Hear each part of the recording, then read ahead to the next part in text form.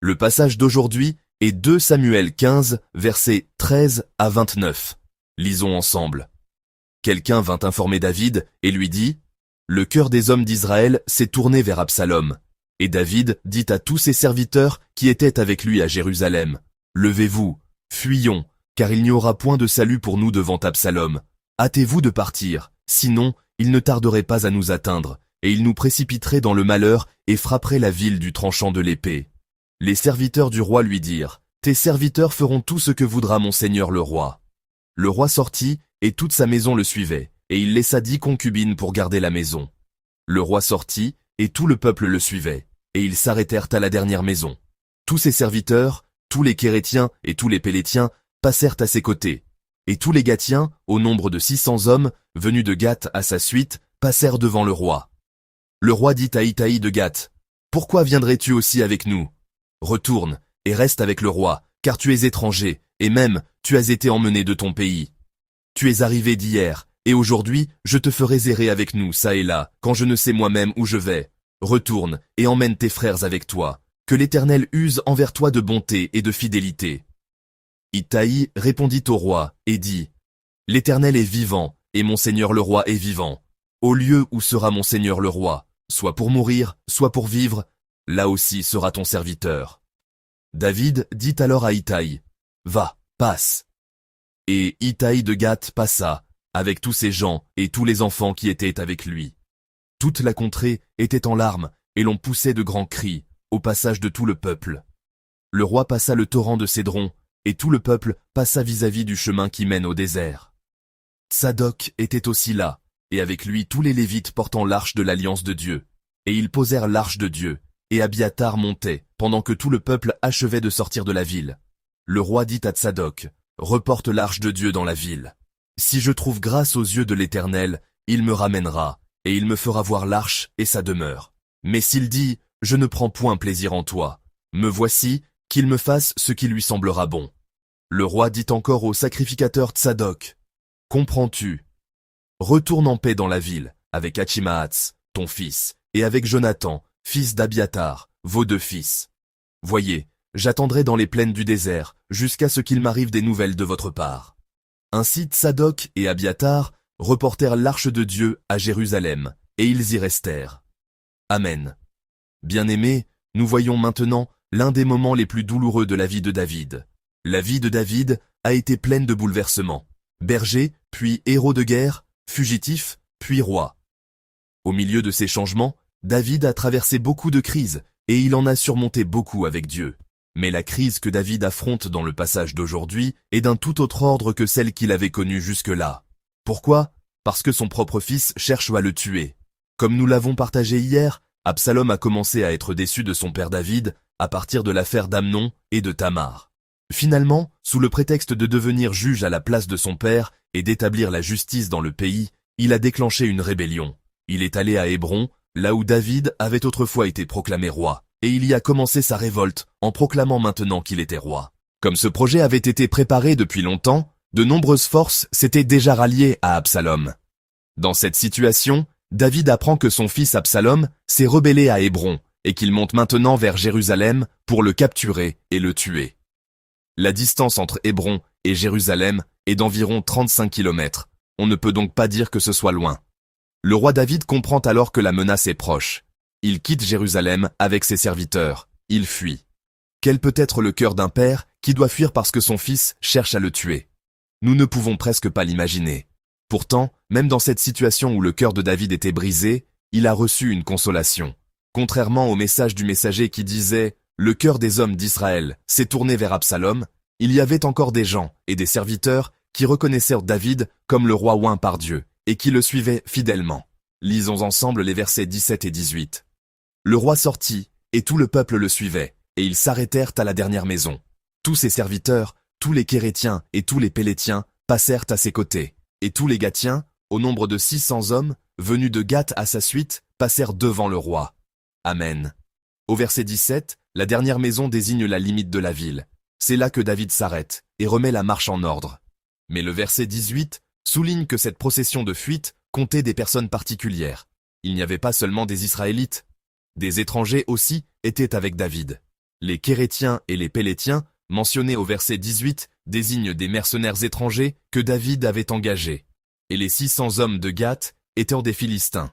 Ils avaient partagé la vie de David depuis l'époque où il avait vécu en exil chez les Philistins. Il y avait aussi Itaï, un chef originaire de Gath. David lui dit en substance, « Je ne sais pas moi-même ce qui va m'arriver maintenant. Tu n'es pas de notre peuple, et tu n'es avec moi que depuis peu.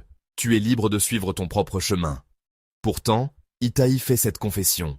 Je vais vous lire le verset 21. Itaï répondit au roi, et dit, « L'Éternel est vivant, et mon Seigneur le roi est vivant.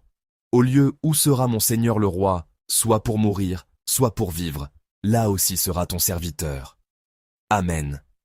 Des personnes aussi fidèles se tenaient auprès de David. Mais ce que nous voulons regarder aujourd'hui, à travers la parole, c'est l'attitude de vie et l'attitude de foi que David manifeste devant une crise que l'on ne peut appeler autrement qu'une crise décisive. Lisons ensemble les versets 22 et 23. David dit alors à Itaï, « Va, passe. » Et Itaï de Gath passa, avec tous ses gens et tous les enfants qui étaient avec lui. Toute la contrée était en larmes, et l'on poussait de grands cris au passage de tout le peuple. Le roi passa le torrent de Cédron, et tout le peuple passa vis-à-vis du chemin qui mène au désert. Amen. Ce qui se répète dans ces deux versets, c'est l'idée de passer devant, de traverser en premier. David envoie devant lui les hommes de Gath qui l'ont suivi avec leur famille. Il dit en quelque sorte, « Passez d'abord devant moi ». Puis il envoie aussi tout le peuple qui l'a suivi devant lui. Et lui-même reste à l'arrière. Nous devons nous rappeler que cette situation n'est pas ordinaire. Le roi est celui dont la vie est considérée comme la plus précieuse. C'est pourquoi, en temps de crise, il est normal que le roi soit au centre de l'armée, ou dans l'endroit le plus éloigné de l'ennemi. Pourtant, alors que les troupes rebelles qui cherchent à le tuer arrivent à très courte distance, David ne court pas en tête pour se sauver. Il reste derrière. Absalom et ses troupes montent vers lui, mais David garde sa place à l'arrière. Devant la crise, David ne cherche pas d'abord à sauver sa propre vie. Comme un roi oint par Dieu, il prend soin d'abord des brebis que Dieu lui a confiées, du peuple que Dieu lui a confié. Ainsi, devant la crise, David ne perd pas la dignité royale. Depuis l'affaire de David et Bathsheba, nous sentons souvent que David a pris un chemin de déclin, et que sa foi et sa vie ont été fortement abîmées. Mais nous savons bien que c'est devant une vraie crise que le vrai visage d'une personne se révèle. Quand tout est paisible et favorable, nous pouvons tous agir, parler et choisir de manière convenable. Mais c'est souvent devant la crise que nous sommes déçus de nous-mêmes. Devant la crise, ce qui est en nous remonte sans que nous nous en rendions compte. Alors nous nous demandons, ma foi n'était-elle que cela? Ma réalité, mon caractère, n'était-il que cela? C'est donc devant la crise que la réalité de la foi et du caractère d'une personne apparaît. En ce sens, David n'a pas perdu la dignité royale devant la crise. Mais ce que nous devons regarder encore davantage, c'est la foi que David manifeste devant cette crise de la foi. David et son peuple avancent ensemble vers le désert. Là, des personnes les attendaient déjà. Les Lévites qui portaient l'arche de l'alliance de Dieu, ainsi que Tsadok et Abiatar. L'arche de l'alliance de Dieu attendait David en premier, et elle a rencontré le peuple. Comme nous le savons, l'arche de l'alliance symbolise la présence de Dieu. Ceux qui avaient entendu que David partait et qui avaient repris les devants étaient un de ces Lévites, ainsi que des sacrificateurs comme Tsadok et Abiatar. Ils s'étaient dit, là où se trouve David, le roi oint par Dieu, là se trouve la volonté de Dieu. Allons donc vite avec l'arche de l'alliance. Et ils avaient agi les premiers. C'est là que David rencontre les Lévites qui l'attendaient, ainsi que l'arche de l'alliance. Dans une telle situation, nous serions très heureux. Nous serions rassurés. Le peuple aussi aurait été rassuré. Car si la présence de Dieu, l'arche de l'alliance, est ici, alors la volonté de Dieu est ici. Le cœur de Dieu est ici. La présence de Dieu est ici. On aurait pu penser, la volonté de Dieu est avec le roi David. Et cela aurait aussi été un bon moyen pour David de dire au peuple que la présence de Dieu était avec eux. Mais contrairement à ce que nous penserions naturellement, la réponse de David est différente. Il donne une réponse que nous n'aurions jamais imaginée, une réponse à laquelle nous ne penserions généralement pas. Lisons ensemble les versets 25 et 26. Le roi dit à Tsadok, « Reporte l'arche de Dieu dans la ville. Si je trouve grâce aux yeux de l'Éternel, il me ramènera, et il me fera voir l'arche et sa demeure. Mais s'il dit, « Je ne prends point plaisir en toi », me voici qu'il me fasse ce qui lui semblera bon. Amen. David dit de ramener l'arche de l'Alliance à Jérusalem. La raison, c'est que la question essentielle n'est pas de savoir si l'arche est ici ou non. Ce n'est pas parce que l'arche est là que Dieu agit. Ce qui compte vraiment, c'est que Dieu règne sur toute chose. La présence ou l'absence de l'arche n'est pas l'essentiel. Dieu n'est pas seulement dans l'arche de l'Alliance. Dieu voit toutes choses, il est partout. Il observe déjà toute cette situation. Si Dieu veut me faire vivre, je vivrai. Si Dieu a décidé que je dois mourir, je mourrai. Toute souveraineté et tout gouvernement sont en Dieu. Voilà ce que David confesse en disant de ramener l'arche de l'Alliance. Autrement dit, David voit que cette crise décisive elle-même est dans le gouvernement de Dieu. Il le reconnaît et il confesse sa confiance en Dieu. Ma situation imprévisible ne va pas changer au gré de mes seules décisions. Elle avancera selon la volonté de Dieu, qui dirige, gouverne et tient toutes les situations. Celui qui fait vivre, c'est Dieu. Celui qui fait mourir, c'est Dieu. Voilà ce que David confesse maintenant. Si nous regardons le psaume 3, nous trouvons la prière que David a offerte pendant qu'il fuyait Absalom. Dans la numérotation LSG, psaume 3.6, dit ainsi « Je me couche et je m'endors. Je me réveille, car l'Éternel est mon soutien. Amen. » Autrement dit, me coucher, dormir et me réveiller, tout est entre les mains du Seigneur. Ma vie, ma mort, mon bonheur et mon malheur sont dans le Seigneur. David confesse la même chose.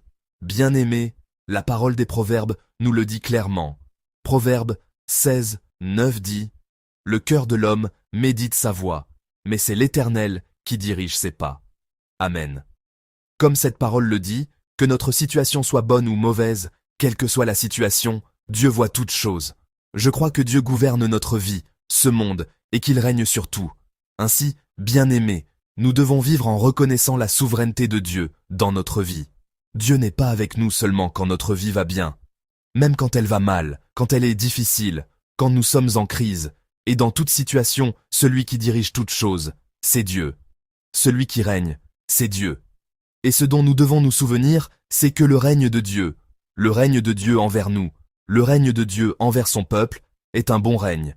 Jérémie 29, 11 le dit clairement.